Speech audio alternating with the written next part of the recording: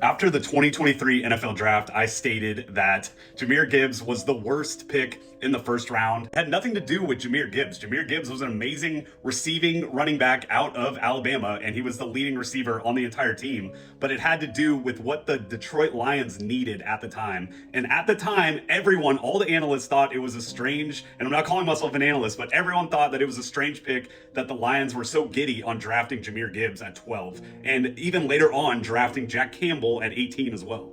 And at the time the Lions drafted Jahmyr Gibbs, they had David Montgomery and DeAndre Swift. So at the time, I didn't know what was going to happen with Swift. And so obviously once he leaves, then sure, they have a great 1-2 punch with Montgomery and Jahmyr Gibbs. And let me mind you that I drafted Jahmyr Gibbs in both years that he's played in fantasy football. I don't know if that means a lot, but what I'm trying to say is it wasn't a slight at Jahmyr Gibbs. I knew he could succeed under this offensive line. Looking back at it, I'm pretty certain that I wanted the Lions to draft Christian Gonzalez at the 12th pick because they needed so much help on defense, and we didn't really see the physicality from their defense yet. But yes, TikTok is funny, y'all are trolling, but at the end of the day, it is true that maybe when teams zig and they think that running backs aren't worth early in the rounds, that it might be a good idea. So that's what we have to take from this draft. All of these guys at the time were very questionable, and it seems like the Lions absolutely murdered this draft.